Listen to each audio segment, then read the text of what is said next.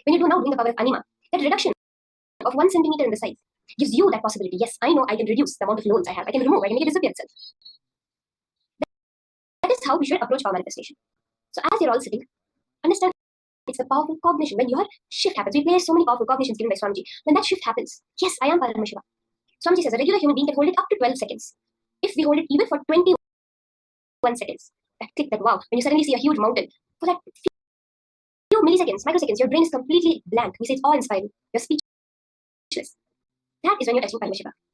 When the red screen first opens and you see Swamiji, you have no words to describe it.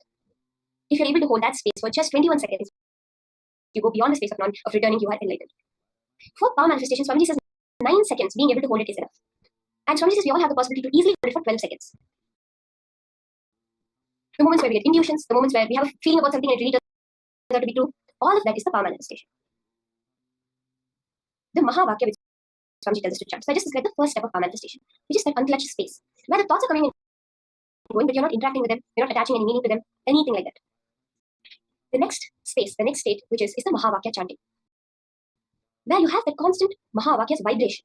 Swamiji beautifully describes when Ram Surat Kumar had blown the smoke on his face, he went into a state where everything was happening in front of him, but there was no audio, only the Mahā repeating. That Mahā repeating, it's that sound, that vibration, which has the possibility, that capability to suck up any other chatter happening, whether it's the inner chatter or the outside sounds. It is the vibration that increases your frequency to that of Paramashiva. Swamiji says, wherever the Mahā is chanted, I am physically that. So chant the Mahā intensely. Ma Gitanjali, not just intuition, the whole reality is what you have created. Not just our intuitions. Our intuitions are the moments we are seeing the whole process of us creating a reality. We have this thing, deja vu, right? Where something's happening and you felt, this has just happened, I've experienced this before. That is a moment where you're starting to glimpse how you are creating the reality. Through power manifestation, you understand there is a science. Yes, if I want this to happen, I can just create it. If I want this incident to happen, it's there. I just have to pull it out and bring it into my reality. So you can keep the object and literally forget that there's an object. So you make a will. Your will has so much power. Now your reality is being created only because of your will. Whether you're seeing me talk, whether you're having Paramashiva's darshan, Swamiji's darshan, you're seeing the Pattabhishekam of Sundareshwara, or you're having some kids running around, you're having someone calling you, your boss calling you, all of that is your manifestation. That is all created from your will only. When you make the will now to change a small size of a small object, it will happen. You have to now establish yourself on Paramashiva. Not constantly going back, oh, is it changed? Has it not changed? No. The space we want to manifest. We want to manifest Paramashiva. Whatever comes out there as a manifestation is just a verification of that. It's just a byproduct of that. So sit and continue doing the power manifestation, intensely chanting the Mahā.